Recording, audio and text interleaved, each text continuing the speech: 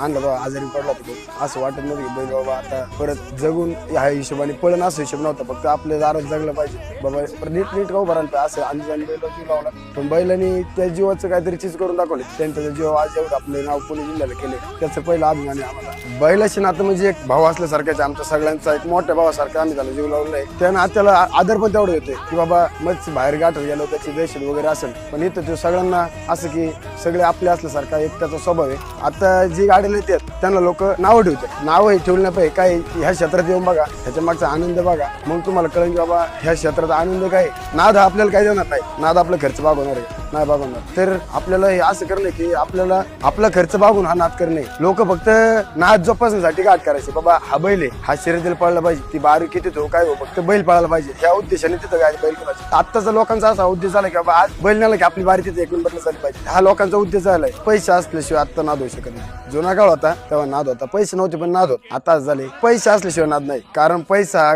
गरजेचाच आहे. आता म्हणजे जो तो सगळ्यांचा ईर्षिरो गाडा चालू आहे सगळ्यांचा, बाबा आज माझी पडली पुढल्या गाठाला करायचे, हा 5 लाखात घेतोय तो 10 लाखात घेतो, हे सगळं आहे. पण हे पैसे म्हणून चाल काय आपल्यामुळेच सगळ्या किमती वगैरे बैलांच्या वाढलेल्या आहे. आपण जर समजा एखादा बैल 20 लाखाला नाही घेतला, दुसरा कोणी 20 लाखाला घेतोय, 25 ला घेतोय, हे सगळं आपण तयार केले बाबा. एवढे किमती वगैरे सगळं पैसे तो करू शकतोय, पण एखाद्या गरीबाने काय करायचं.